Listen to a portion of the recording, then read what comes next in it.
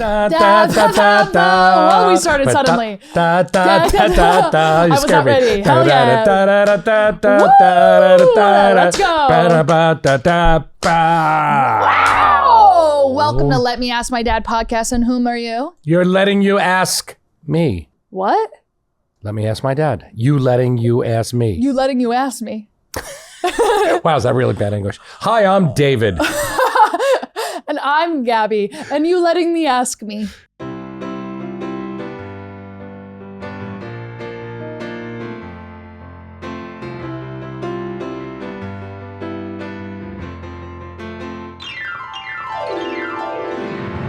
Yes. This is You Letting Me Ask Me podcast. And Exactly. we're 3 episodes in on this record session. Yes. We both are starting to feel crazy. Hello, my English has left. My English has left the building. Yes, I have no more grammatics. No more grammatics. And we have to jump right in because we have big, long questions I know, on I this look episode. at those. I just look from, I can't read it because they're too We have small. a paragraph. I mean, it would be amazing if you read some of these because I don't know if you guys notice on this podcast, sometimes I'm having a hard time reading in a way where I go, am I okay? I think you're okay. Thanks. Okay. Brian, What's up? specific question to pop off.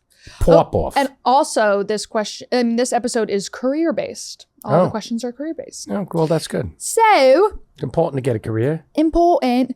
Brian, specific question to begin. Go. Would you ever, this is for you.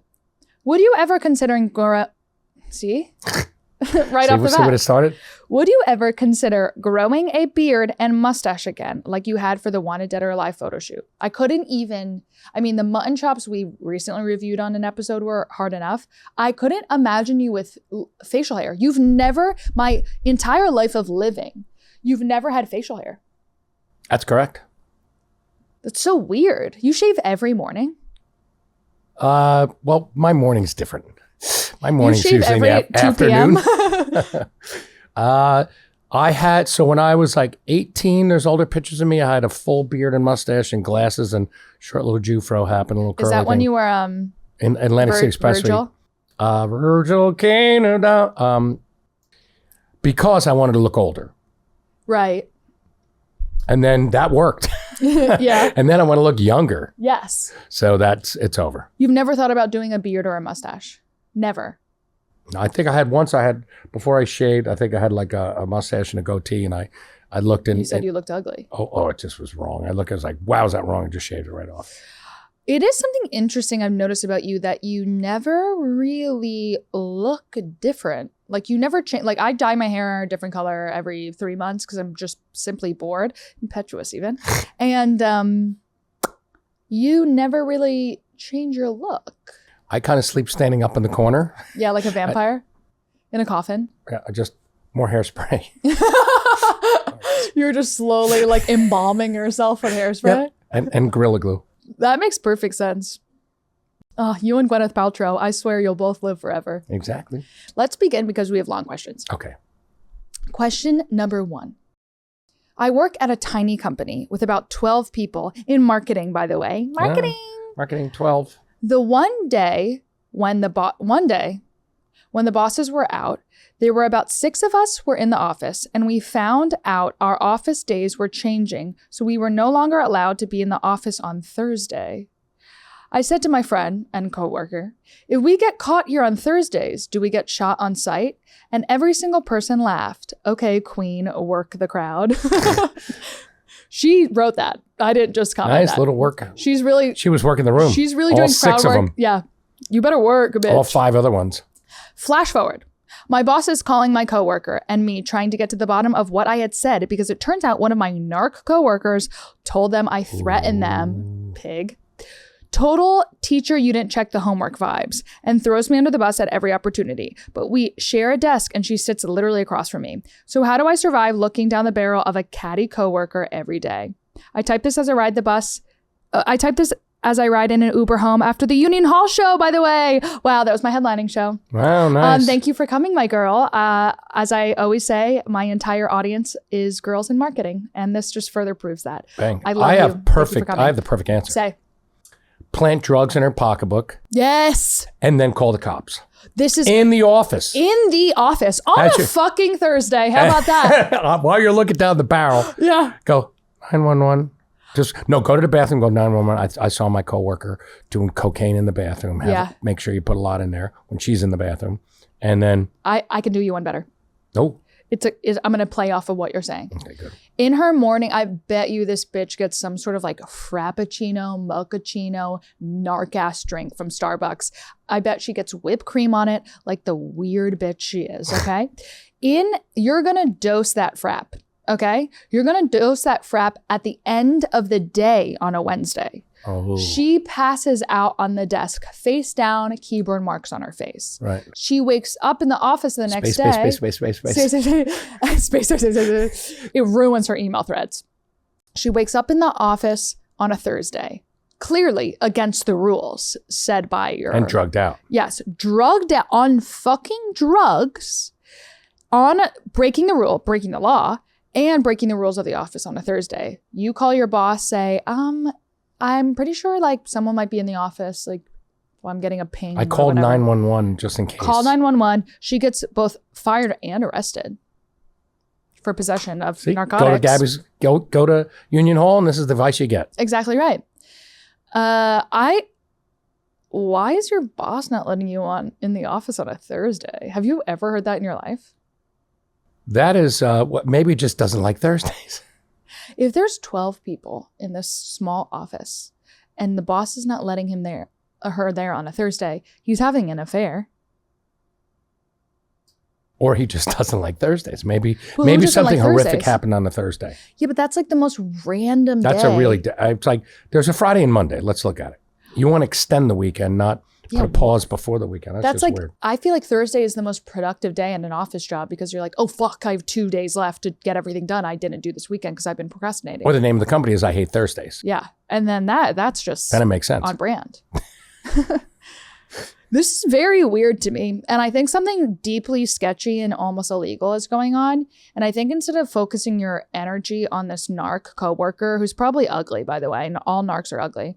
So just like let her be, she's already losing this war we call life. I think dose and plant. Dose and plant, but also I think you have a mystery on your hands. And I think get in the mystery van and Scooby-Doo it out. Like figure out what the fuck your boss is up to on a Thursday. Definitely put a air tag on him. Definitely put an air tag on him. And also like life is so boring and you should take as many opportunities to do spy work as you physically can, you know? Agree. And maybe you'll catch your boss doing something like severely bad and then you could hold that over his head and then make more money. I smell a raise. I smell a raise, baby. And next thing you know, you're marketing for Beyonce. And the girl sitting across from you is fired. Fired because now you have blackmail on the entire company. Well, now you've moved up, so you can fire her now. Now you're her boss. Ew, imagine sitting next to a narc all day long. I'm such a bitch where I'd be like, oh, you told on me. Hey, Chelsea, you told on me. Yeah, exactly. What the? Coffee in your face. Coffee, frap in the face. Yep. And on the row bag. Oh, I'm such a like confrontational bitch that I'd be like, so what? It's your problem. Yeah, write. You got to face it. You got to face it. And also like, once again, life is boring. Yep. Spice it up as much as you can. Put cardboard in your sandwiches instead of cheese. Would you want to be like, there's cardboard in my sandwich? No one just like, without thinking, takes a bite of a sandwich. Also, no girls eat sandwiches. This girl's put, why don't you put some like liquid, heroin or something in her sweet green? This bitch will be out like a light. Oh, yeah. She'll puke and puke and puke. Like, nice. Yeah. On the desk, who's a raging drug addict. You tell you're on Friday morning when you go back to work. This is so weird. Yeah.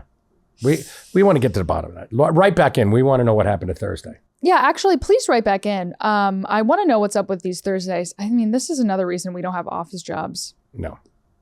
And the one office job I did have was in production, and I wouldn't even count that. People are partying in there. That's a semi. No, you're not. I would get when I had the office job, I would get to the office at 10:30 a.m. I mean, that's half of a day. In most people's lives. Yes, and then I would leave at 8. I'd be the last one there and the last one to leave. Nice. And no one gave a fuck. No.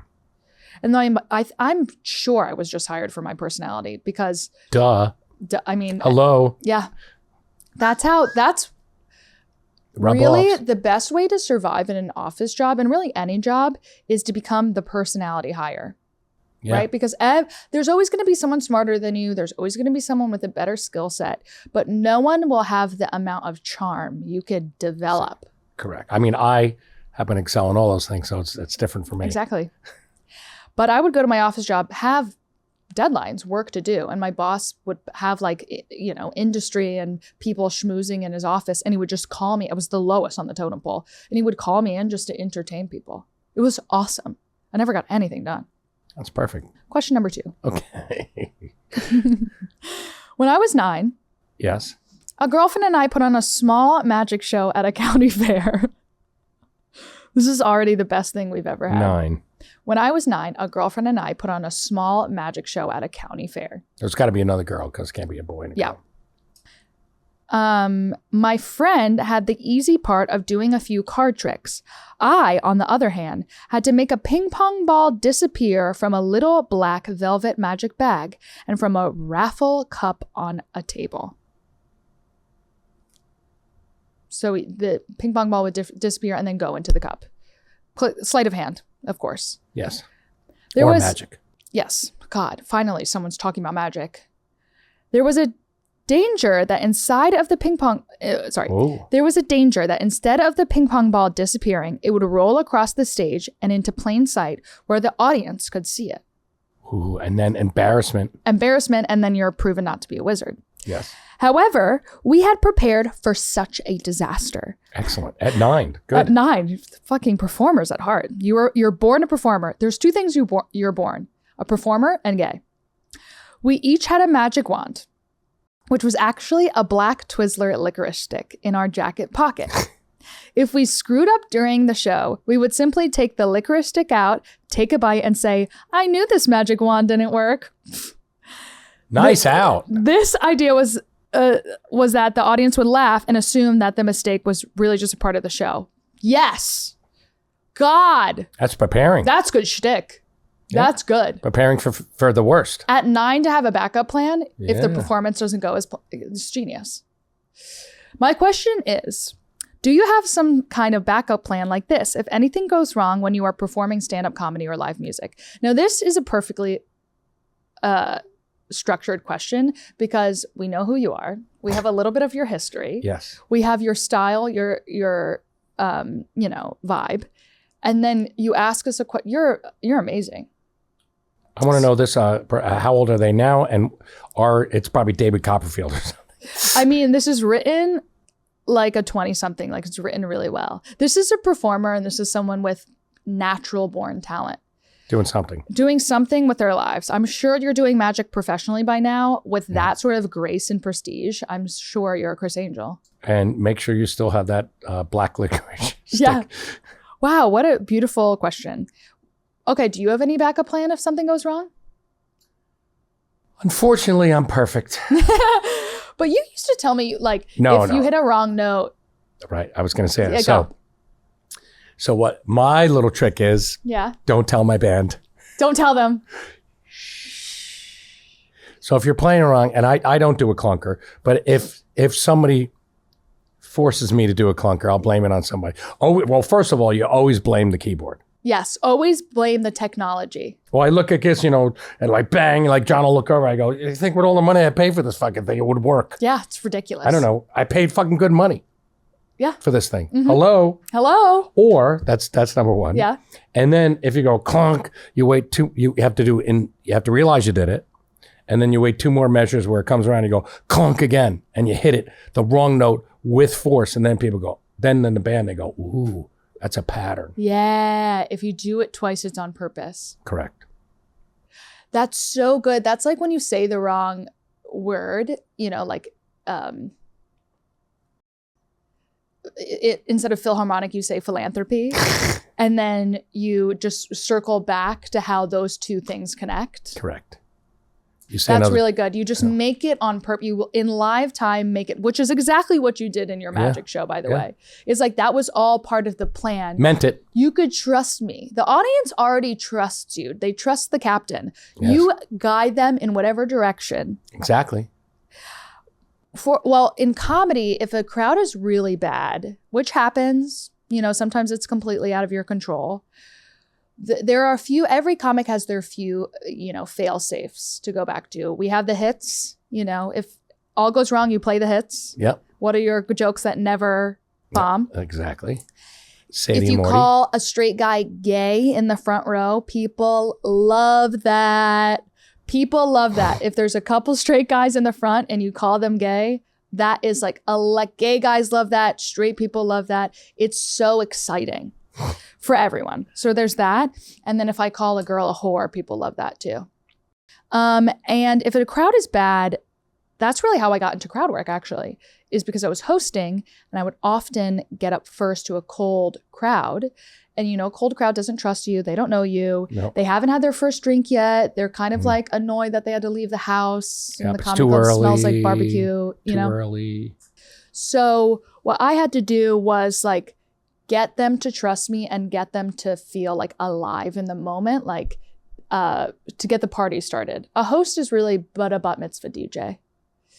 So that's how I started getting to know people. And then I would get to know several people and then I would pin them against each other in the audience. Yep. Everyone loves a common enemy. Yep. I'll often find the least likable person in the room and make everyone hate them. It's that of a cult leader. Yes, I like it.